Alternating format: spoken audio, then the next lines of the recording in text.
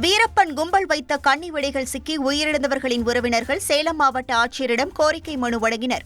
சம்பவம் நடந்து 32 ஆண்டுகளாகியும் தற்போது வரை நிவாரணத்திற்காக அலைக்கழிக்கப்படுவதாக வேதனை தெரிவித்த அவர்கள் வீடு உறவு இன்றி ஆதரவின்றி நிற்பதாகவும் பிள்ளைகளுக்கு சுப நிகழ்ச்சி கூட செய்ய முடியாமல் தவிப்பதாகவும் கவலை தெரிவித்தனர்.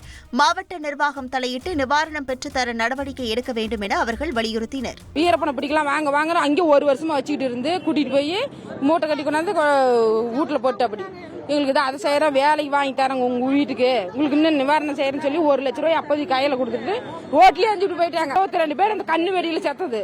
அவங்களுக்குலாம் அப்ப 10 லட்சம் கொடுத்து 3 சென்ட் நிலம் விட்டு எல்லாம் பண்ணி இருக்கிறாங்க. எங்களுக்கு எதுவுமே பண்ணல. 32 வருஷம் ஆகுது. இப்ப எங்கெங்கேயும் கூட்டிட்டு போனாங்க. எந்த உதவி எங்களுக்கு 10 பைசா கூட செய்யல கண்ணு. நாங்களும் ஒரு அனாதி மாதிரி ஒண்ணு எங்களுக்கு காடுகாரம் எதுவுமே இல்ல. எங்களுக்கு ஏதோ ஒரு வழி காட்டணுங்க. பொண்ணுக்கு முன்னாடி போக முடியுமா, ஒரு பிள்ளைங்களுக்கு ஒரு கல்யாணம் காரியம் நாங்க செய்ய முடியுமா? நாங்க எதுக்கும் கேட்கல. அனாதி நிக்கிறோங்க.